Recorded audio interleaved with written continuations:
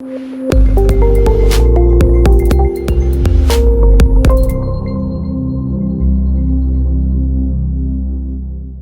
hi everyone, nice to meet you. My name is Keren. I'm leading people operations in Augury. I've been a part of the company for the past 4 years. And just to explain why we call it people operations, because this role and these teams have different names in other companies, we build the infrastructure and the operating system for how the company works and operates, and our core focus is people. Originally, I'm a food and biotechnology engineer. And the reason I'm mentioning this is because engineering is not about a specific title or even a specific role. To me, it's more about an approach and what people love doing. So personally, I love building things. I love understanding how things work, and I really love solving problems. And that's the type of the approach that we bring internally into Augury, both in building the company and in building people operations. Augury in a nutshell, who we are and what we do.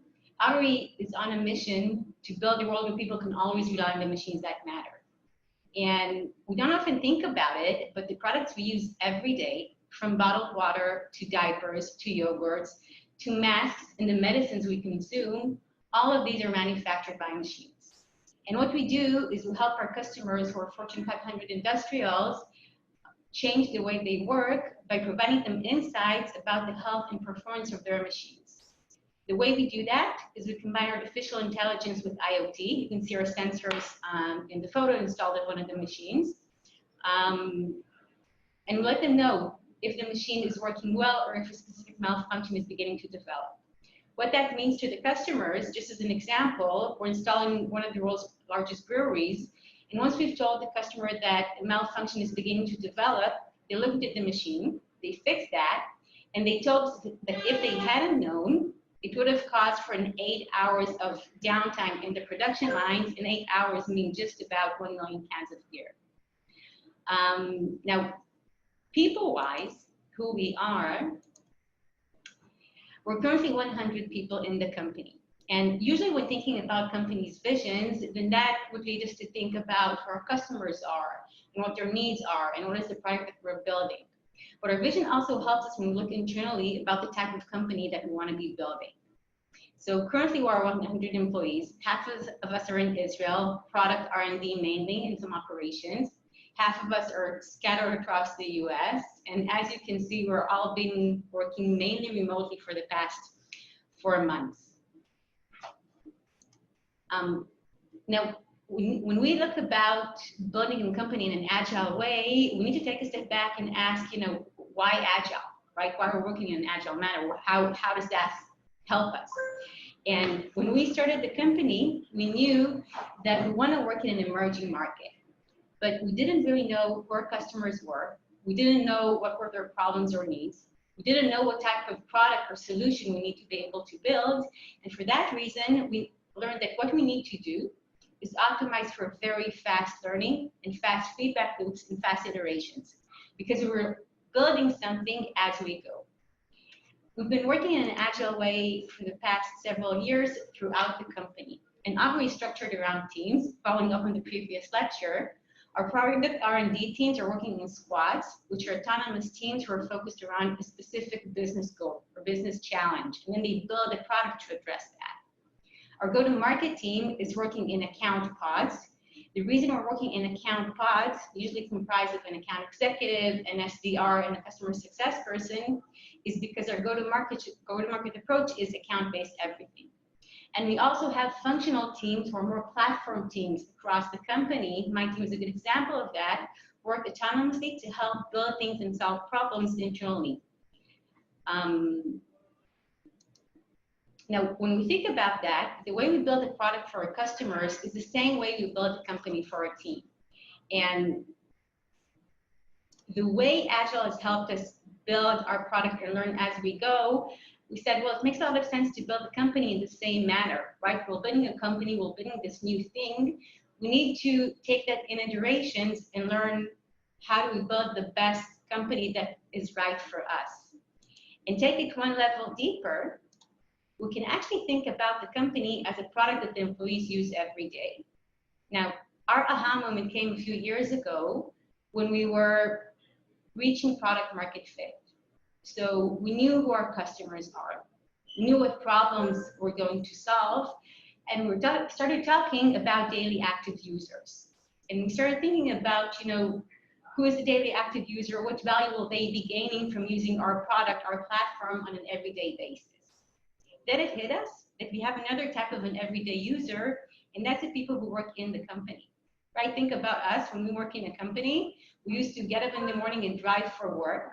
Now we get up in the morning and join Zoom for several hours each day, but the company is a part of our lives on a daily basis. And each person in Augury is a daily active user of us. And when we think about that in that sense, we're saying, okay, well, what type of products do we build for our team? And how do we build the company in that sense? So I want to walk us through 3 examples of what we do and how we work. And we work a lot in an LBM, Learn, Build, Measure methodology, which is derived from Lean Startup, and I'm sure many people here are familiar with Lean Startup. And really sort of like give the sense of how we work and how we implement that.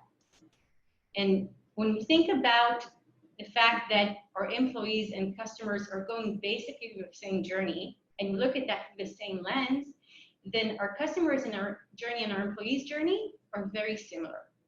So with customers, we look at acquisition, and we look at onboarding and baselining, and we look at engagement, and we look at expansions.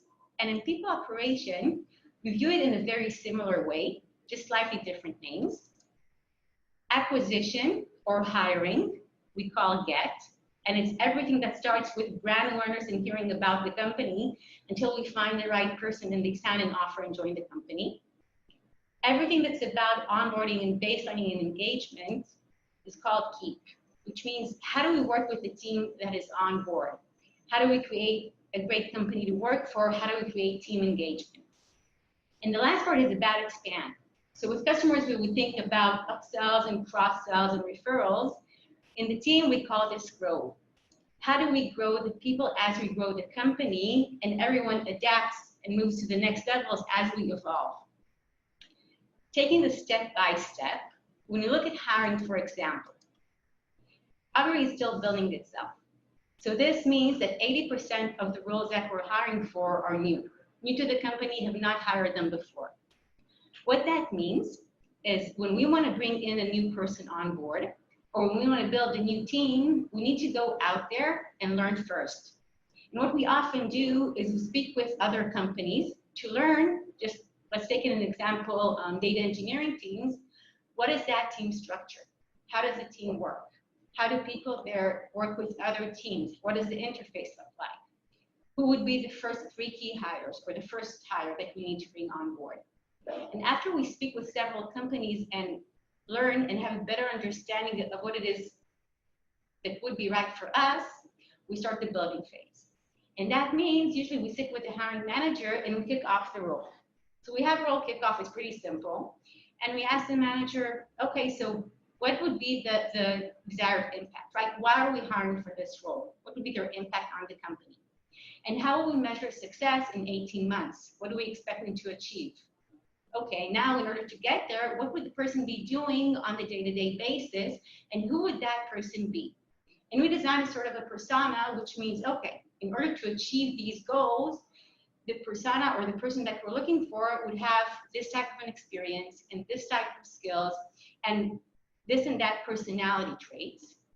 And then we start creating the pipeline of candidates. We start creating a pipeline of candidates, we start meeting people, we start interviewing them. And a few weeks into the process, we already have data. And then we look at the data from the hiring pipeline. Do we have enough candidates there? Look at the data from the interview summaries, and we can see it very easily in our hiring platform.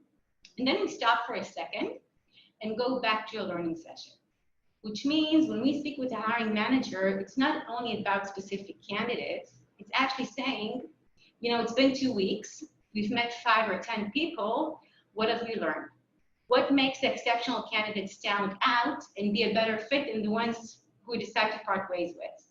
What do we see regarding the pipeline? Is it easy for us to create a pipeline there and get enough candidates? Does this work in inbound, or do we need to do outreach? Or maybe the best channel to create a pipeline is for a network? So what are the numbers telling us? And then Do we need to change anything? Maybe we need to change something in the role description. Maybe we need to change something in the experience of the person we're looking for. Or maybe we need to change something in the hiring process because we're not testing properly for whatever it is that we want to learn about.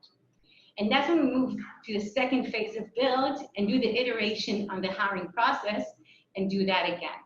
And what I've learned is because 80% of the roles we're hiring for are new, in most cases, we iterate something and then see what happens next. Now, just as an example, if we look at hiring the VP services for Augury, in late 2018, 2019, we knew that services is a big part of the company. We have a hardware device, we have a supply chain, we talked about daily active users, started building out our customer success team. So we knew that services are going to play a huge part in our ability to scale the company and deliver value. And we wanted to bring in a VP services who would be in charge of building all of that. Now, what we did was pretty straightforward. We kicked off the role, we interviewed a few candidates, and we hired someone. But the outcome that we've learned about a few months later is that we've made the wrong hire. And this is totally on us. We didn't necessarily have a good enough understanding of what does a service org mean. We didn't know what a great VP of services would look like, and we didn't build the hiring process properly because we didn't really know what to test for. So we parted ways with the person, and then we understood that learning comes first. Now, we were very, very lucky because we had strong people on the team who helped us build separate parts of the services organization and learn a lot as we go through that.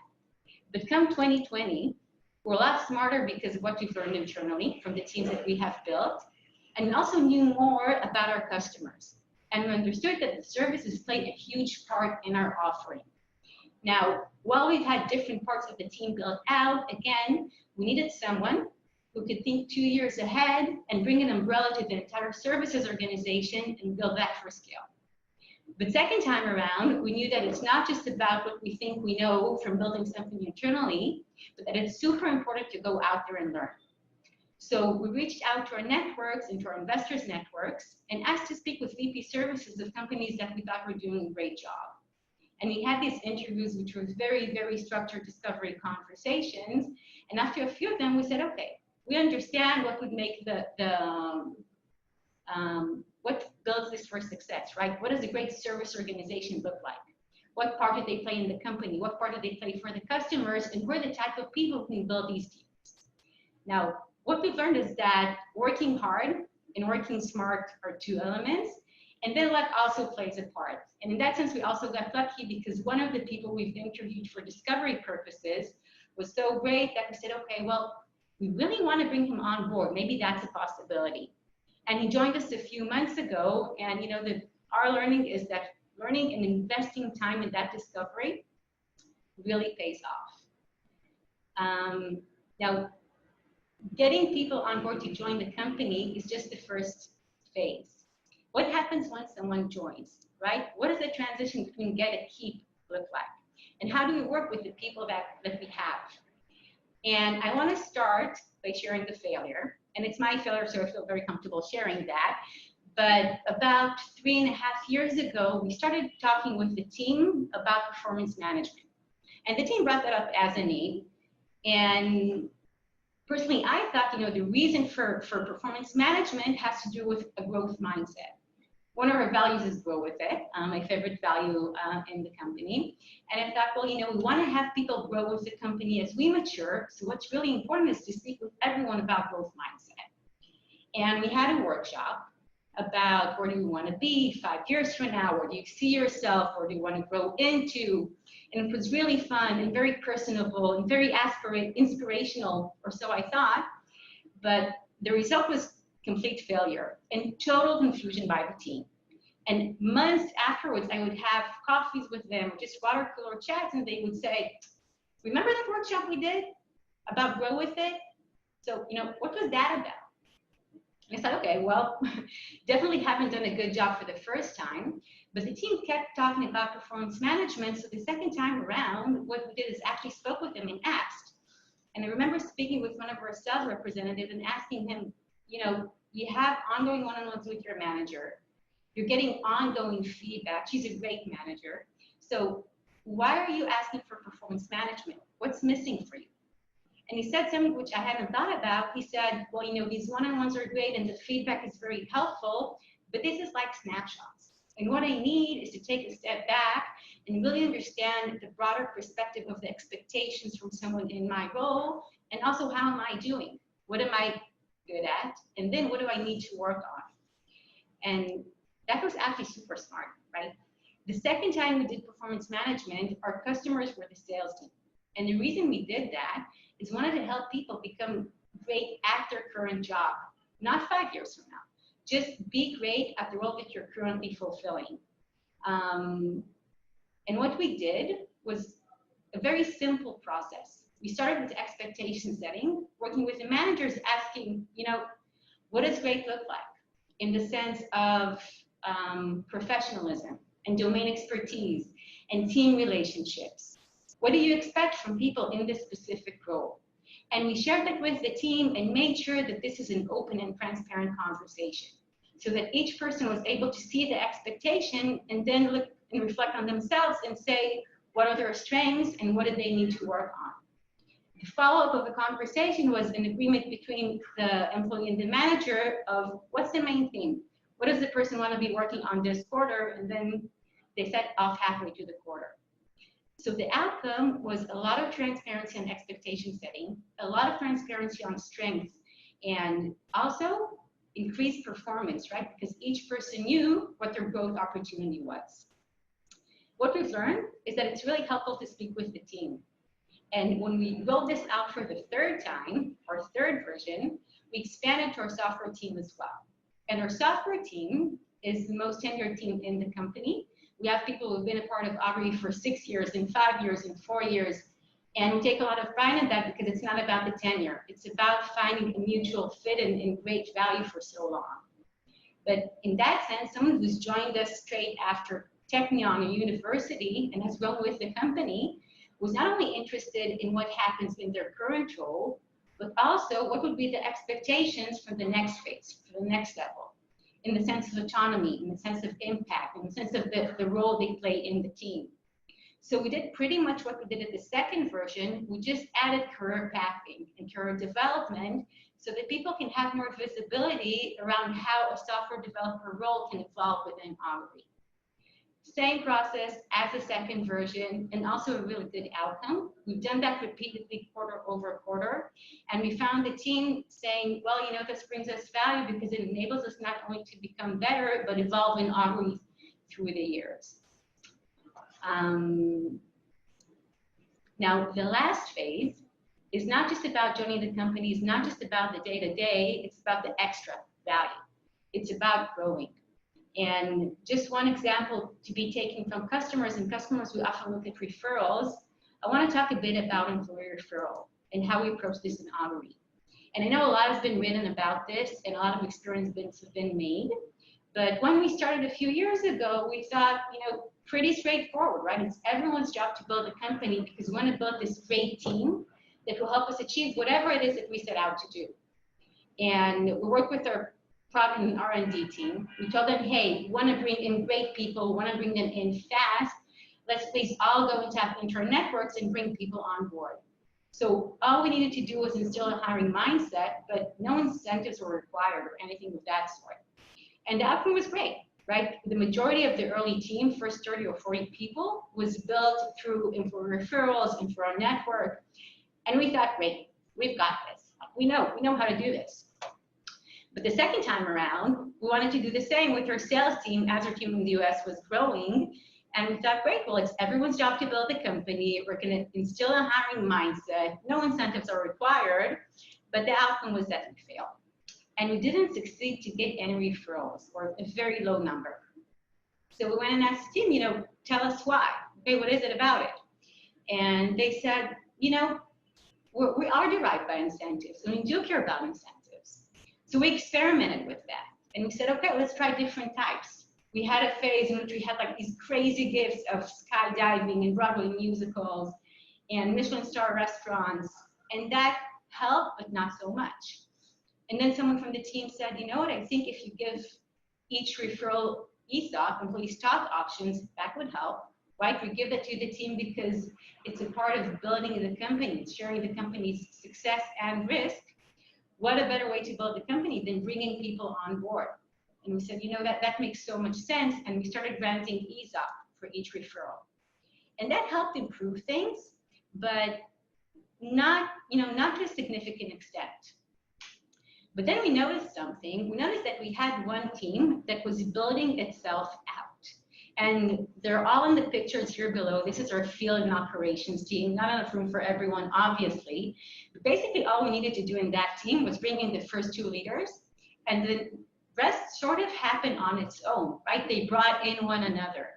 And when we tried to understand what is it about it, we understood that this is the team who had the strongest engagement, the strongest team spirit, and great leaders who said, hey, look, we're going to win this together. Let's bring in more people on board.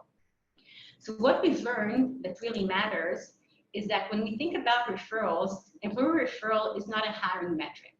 Employer referral is really about team engagement. And if the team feels like this is a great company to be a part of and they have incredible team spirit, they'll bring people on their own. It's not about the incentive. If you look at how we utilize data about employee engagement today, we see that as a metric for team employee referral, we see that as a metric for team engagement, not as anything related to hiring. Because basically, this is very similar to what customer success does when measuring NPS, right? Would you recommend a colleague to use the product? This is better than NPS because this is an actual behavioral measure. It's not would you recommend someone from your network to work in Augury, it's are you actively bringing in your network on board? So we track the number of referrals between quarters, and whenever we see changes, look into the data and ask ourselves why, both when it improves and also when it decreases. So this is basically the summary of the life cycle from get to keep and grow. And the key takeaways are not only about listening to the team and working in fast feedback loops and putting them in the center. The takeaway, at least from my part, after 4 years, is that people are a wonderful, fun, unpredictable creature. And to all engineers out there, self-included, engineering processes related to people works until it doesn't. And when we think about the future and where we're headed, we have 2 main challenges ahead of us. The first, which we're all facing, is the reality faced by COVID. And in a sense, it's an opportunity because we need to think about how we work in ways that we never had done before. And we need to question assumptions that we never thought about questioning before. And that actually brings a lot of new opportunities. The second challenge for Augury is that we're scaling. Our 3rd employee, our 30th employee, and our 300th employee are not the same people. And they don't necessarily join for the same reason, and they don't join the same type of a company. So how do we build from there, right? Everything that's been working for us so far in the first 100 people may not continue to work. So we're going to need to keep on learning as we go for the next years as well. So thank you, everyone, and happy to answer any question. Thank you so much, Keren. It was really, really interesting. And I know that Augury also is headquartered in Haifa, Israel, which is where I'm located. So that's also very exciting. And we have some questions. So the first question is, why are there other people from your experience who leave the company because it is agile and that doesn't work for them? It's a really good question, and what I've learned is that it's not necessarily about leaving, it's about how much do we invest in onboarding, because some things that we do are quite unique. Working in cross-functional teams and go-to-market teams is not very common, and for sure this is not right for everyone. So one thing that we do is we invest a lot throughout the hiring process and during onboarding to explain why this is how we work. And in that sense, for sure, the way we work is not right for anyone, but we provide a lot of transparency. This one is included here, right? So that people can choose whether this is a good fit for themselves or not. Yeah, Great. Do you think that there are any major differences between how your company kind of grew and starting in a very agile way, rather than maybe a company that isn't there initially and then goes through that kind of transformation? Well, there is something about company's DNA, but take a very different type of company, GE, right? They call themselves a 100-year-old startup. So in general, and again, we've learned that better than we ever have before, adaptability is key to survival. It is probably easier, right, for me to join a company when we're 20 people with a certain mindset, building things in a certain way, than to change things for a company that has 300,000 employees or less. And then, like always, start small, right? Start small, start with one team, start with a few, experiment with that, see how that works, see what that requires from your company's culture and ways of working, and if that's working well, expand from there. I assume no one transitioned a 300,000 people company in one day. Right, right, absolutely. Okay, wonderful. Do we have any other questions? Oh, yes. So here's another question. How involved are people ops, the people operations, in creating the autonomy and empowerment in the teams? How much are you guys, in there with them? So it's a very good question. And what people operations do, in general, I strongly believe that our role is to be backstage, building the infrastructure. We need to build an infrastructure that enables autonomy. We need to help hiring people who like working in that way and have skills and a mindset that works well with autonomy. But in that sense, the teams create their own autonomy. And in many ways, we're here to help implement the culture and roll it out. But we don't own the culture, and in that sense, we also don't own autonomy. Now, I'm not sure if I answered the question, but if not, let me know. I'm happy to elaborate. Yeah, okay, so let's put it this way. Say if a team is struggling with autonomy, then how would they go about, from your experience, in achieving greater autonomy? And do you guys have a role in that? So this is a great example, and this is actually not necessarily about specific people. It's also a question regarding scale, what we're facing at the moment, right? As we scale, we see that the interdependencies between teams increase. We saw that in Riskified's planning process with all these arrows. We feel the same. So what does autonomy mean as we grow? Because the autonomy that used to work for a certain team right now is getting questioned. They really need another team to help them work it out. And then we can solve it in different ways. One is if we understand that the interdependency is critical, then we may say this requires a change in structure. Because instead of having two teams trying to coordinate with one another, perhaps this needs to be one team. And the second thing is during planning, we make sure that our planning is aligned, in that if there is a huge dependency, then another team takes it into account while planning, and we prioritize accordingly. So these are just two examples for solutions. Great. Another question here. Can you touch on how performance reviews, compensation, and promotion is handled with an Agile HR way of working? Okay, so it's a great question and one of my favorites. First of all, there is a tendency to tie between the three, but performance management is first about becoming great at your job. The reason for performance management is about increased performance. And all of the old methodologies, let's do it in an annual way, that's not what is achieved, which is why so many great companies started changing that.